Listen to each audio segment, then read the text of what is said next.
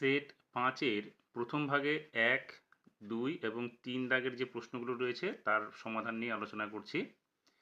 ১ নম্বরে রয়েছে সঠিক উত্তর নির্বাচন করো। তার প্রথম প্রশ্নটা, যে কোনো দশমিক ভগ্নাংশকে ১০০ দ্বারা গুণ করলে দশমিক বিন্দু সরণ কোন দিকে ঘটবে? দেখো, আমি যদি একটা উদাহরণ নিয়ে আলোচনা করি, এখানে একটা সংখ্যা নিয়েছি ৫, ৬, ৩, ২.৬, তাকে যদি ১০০ দিয়ে গুণ করি তাহলে আমাদের দশমিক বিন্দু সরণটা কী হবে? দুটো শূন্যর জন্য আমরা দশমিক বিন্দুটা দুটো ঘর বাঁ দিকে নিয়ে আসবো, অর্থাৎ এখানে হবে কি ৫, ৬.৩, ২, ৬, তার মানে দশমিকটা কী গেলো বাঁ দিকে। তাহলে এখানে আমরা কী লিখবো? দেখো লেখা আছে দু ঘর ডান দিকে সরবে, দু ঘর বাঁ দিকে সরবে, কোনো দিকেই সরবে না, নির্ণয় করা যাবে না। উত্তরটা আমাদের হবে বি নাম্বারটা। এরপরে বলেছে ২ নম্বরে ২ কিলোগ্রাম, এখানে ফাঁকা ঘর আছে, কত গ্রাম যোগ করলে ২০০৫ গ্রাম হবে? দেখো ২ কিলোগ্রাম মানে হচ্ছে ২০০০ গ্রাম, তার সঙ্গে যদি আরও ৫ গ্রাম যোগ করি তাহলে হবে ২০০৫ গ্রাম, তার মানে এখানে কত হবে? ৫। উত্তরটা রয়েছে ৫০০ গ্রাম, ৫০ গ্রাম, ৫ গ্রাম, ৫০০০ গ্রাম, এটা হবে সি নাম্বারটা। ৩ নম্বরে বলেছে ১/৪ অংশকে শতকরা প্রকাশ করে পাই, তাহলে ১/৪ অংশকে শতকরা প্রকাশ করলে কত পাবো? দেখো ১/৪ গুণ ১০০%, ৪ দিয়ে ১০০কে কাটলে, অর্থাৎ ৪ দিয়ে যদি আমরা ১০০কে ভাগ করি তাহলে কত হবে? এখানে ২৫, তাহলে ২৫-একে ২৫%, তাহলে এখানে হলো কত? ২৫%। অপশানটা রয়েছে দেখো বি নাম্বারে ২৫%, তাহলে আমরা বি নাম্বার উত্তরটা দেব। এরপরে ৪ নম্বরে বলেছে -১০ টাকা লাভ বলতে বোঝায়। -১০ টাকা লাভ বলতে কি? দেখো -১০-এর বিপরীত কি? +১০, লাভ বিপরীত হচ্ছে ক্ষতি, তার মানে হচ্ছে ১০ টাকা ক্ষতি। এখানে আছে 10 টাকা লাভ, 10 টাকা ক্ষতি, -১০ টাকা ক্ষতি, কোনোটিই নয়, আমরা লিখব 10 টাকা ক্ষতি, তাহলে অপশানটা হচ্ছে বি নাম্বার। এরপরে বলেছে শুদ্ধ আবৃত দশমিক সংখ্যাটি হলো। দেখো শুদ্ধ আবৃত দশমিক সংখ্যা কোনটাকে বলবো? আমরা সেটাকেই বলবো যেটা দশমিকের পর থেকে আবৃত সংখ্যা শুরু হয়ে যাবে। এখানে দেখো দশমিকের পরে আবৃত শুরু হয়েছে, এখানে দেখো শূন্যর উপরে আবৃত রয়েছে, 6-এর উপরে আবৃত রয়েছে, তার মানে সি নাম্বারটা হচ্ছে শুদ্ধ আবৃত দশমিক সংখ্যা। এরপরে বলেছে রশ্মির প্রান্তবিন্দু সংখ্যা। রশ্মির প্রান্তবিন্দু সংখ্যা হয় একটি, কারণ কি? দেখো এখানে আমি দেখাচ্ছি, এইটা একটা সরলরেখা যার প্রান্তবিন্দু হচ্ছে একটা, আর তার অন্তিম দিকটা অ্যারো চিহ্ন দেওয়া হয়েছে, সেটা হচ্ছে রশ্মি বোঝানো হচ্ছে।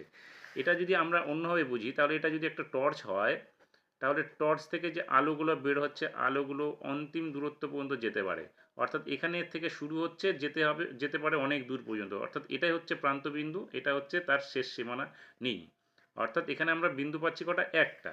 তাহলে আমরা এক্ষেত্রে বলবো যে রশ্মির প্রান্তবিন্দু হচ্ছে একটি, অপশন হবে বি নাম্বার। এরপরে বলেছে একটি চতুর্ভুজের পরিসীমা বলতে বোঝায়। চতুর্ভুজের পরিসীমা হচ্ছে তার বাহুগুলোর যোগফল। সেক্ষেত্রে চতুর্ভুজের 4টি বাহু, তাহলে এখানে চতুর্ভুজের মোট ক্ষেত্র 2টি বাহুর যোগফল, 3টি বাহুর যোগফল, না 4টি বাহুর দৈর্ঘ্য, মোট দৈর্ঘ্য, তাহলে উত্তরটা হবে ডি নাম্বার, 4টি বাহুর মোট দৈর্ঘ্য।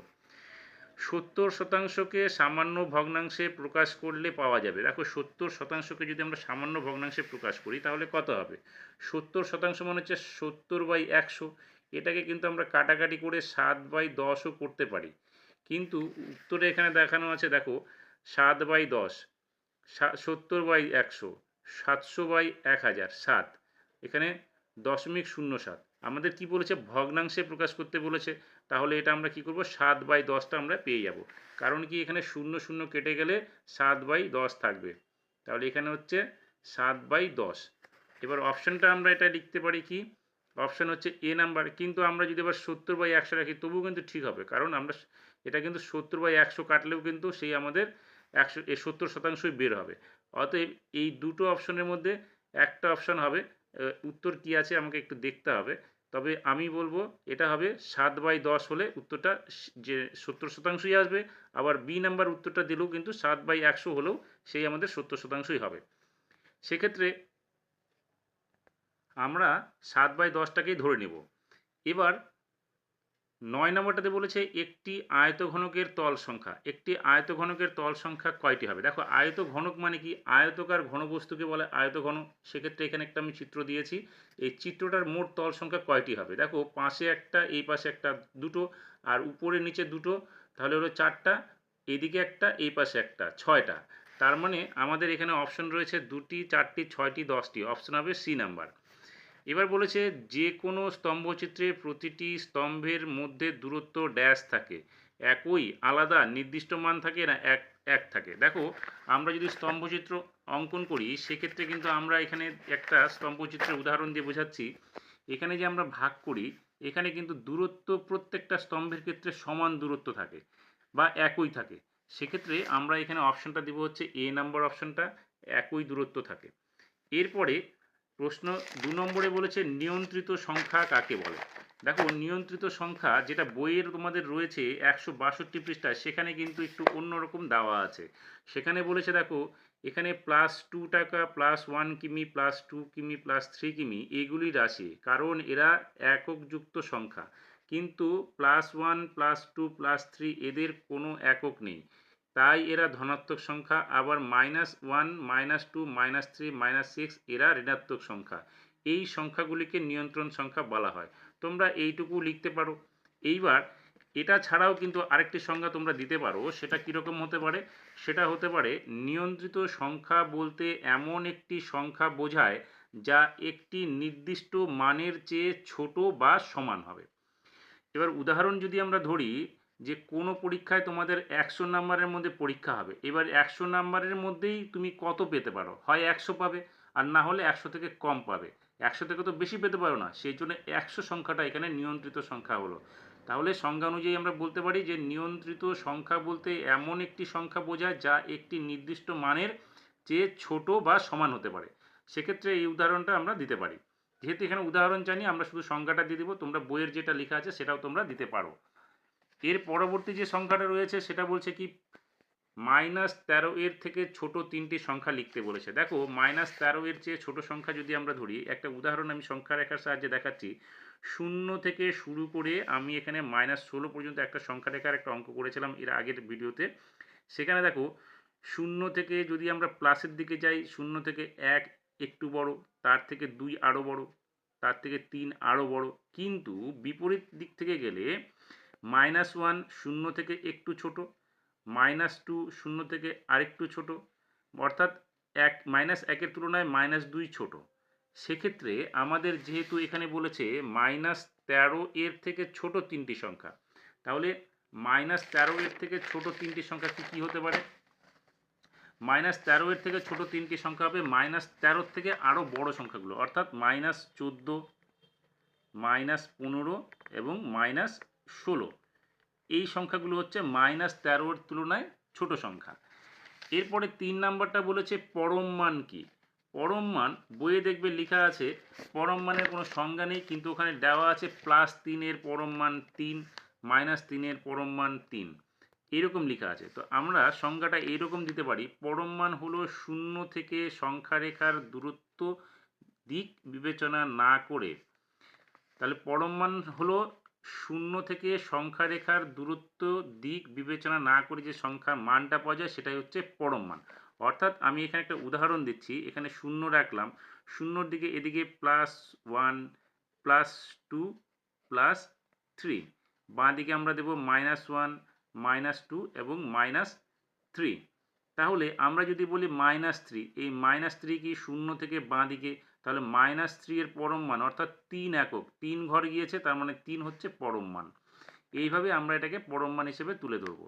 এরপরে 5 নম্বরটাতে বলেছে গুণনীয়ক বলতে কি বোঝায়। গুণনীয়কের সংজ্ঞাটা আমরা এইভাবে দিব, কোনো সংখ্যার গুণনীয়ক হলো যে সংখ্যা দ্বারা ওই সংখ্যাকে বা অপর কোনো সংখ্যাকে ভাগ করলে কোনো ভাগশেষ থাকবে না। অর্থাৎ এখানে আমি ধরে নিচ্ছি 15 এর গুণনীয়ক হচ্ছে 5 এবং 3, অর্থাৎ 5 দিয়ে যদি আমরা 15কে ভাগ করি তাহলে কোনো ভাগশেষ থাকবে না। অপরদিকে 3 দিয়ে যদি 15কে ভাগ করি সেক্ষেত্রেও কোনো ভাগশেষ থাকবে না। তার মানে 5 ও 3 হচ্ছে 15 এর গুণনীয়ক। এরপরে 3 নম্বরে বলেছে 1.31 গুণ 0.07, এটাকে আমরা কিভাবে করব। দেখো এখানে 1.31 এটাকে আমরা এভাবে করতে পারি, দশমিকের জন্য একটা 1 নিব, তারপরে 2 ঘরের জন্য দুটো শূন্য, দশমিকটা উঠে গেল, 131 উপরে বসে গেল। এইবার আছে 0.07, তাহলে এটাও আমরা দশমিকের জন্য এখানে একটা 1 নিব, দশমিকের দুটো ঘর আছে ডান দিকে, দুটো শূন্য নিলাম, দশমিকটা উঠে গেল, 0 0 বাঁ দিকে চলে গেল, শুধু 7 থাকলো। তাহলে এবার উপরের সংখ্যার সঙ্গে উপরের সংখ্যা, নিচের সংখ্যার সঙ্গে নিচের সংখ্যা গুণ করব। তাহলে গুণ করলে কত হচ্ছে 7 একে 7 আর 7 তেরং 91। নিচে কত হচ্ছে 100-র সঙ্গে 100 গুণ করলে এখানে একের পরে আমরা 4টা শূন্য দেব। এবার এটাকে দশমিক সংখ্যায় নিয়ে আসলে কী হবে দেখো, 1টা 2টা 3টা শূন্য, 3টা ঘর চলে গেল। তাহলে 9 1 7। এবার আরেকটা শূন্য রয়েছে, তাহলে এখানে একটা শূন্য দিয়ে দেবো। এখানে 1 রয়েছে, 1-এর জন্য আমরা দশমিক লিখব। তাহলে এটা হচ্ছে আমরা দশমিকের বাদিকে একটা শূন্য দিলাম, অর্থাৎ 1.31কে 0.07 দিয়ে গুণ করলে আমরা পাবো হচ্ছে 0.00917। এরপরে বলেছে যে প্রদত্ত ভগ্নাংশগুলিকে শতকরায় প্রকাশ করে মানের ঊর্ধ্বক্রমে সাজাও। তাহলে এখানে দেখো 1/4, এটাকে যদি আমরা শতকরায় নিয়ে আসি তাহলে 1/4 গুণ 100 শতাংশ, তার মানে 4 দিয়ে এটা কাটলে কত হবে 25, অর্থাৎ এটা হচ্ছে আমাদের কত 25%। এখানে যদি আমরা করি তাহলে এটা হচ্ছে কত হচ্ছে 1/5 গুণ 100 শতাংশ, তার মানে কত হচ্ছে 5 দিয়ে কাটলে এটা হবে 20, তাহলে এখানে কত হচ্ছে 20%। আচ্ছা, এটার ক্ষেত্রে কি হবে, 0.35-এর পরিবর্তে আমরা দশমিকের জন্য একটা 1, দুটা ঘরের জন্য দুটা শূন্য নেওয়া হলো। এবার দশমিকটা উঠে গেল, শূন্যটা বাদিকে চলে গেল, এখানে হলো 35 গুণ 100 শতাংশ।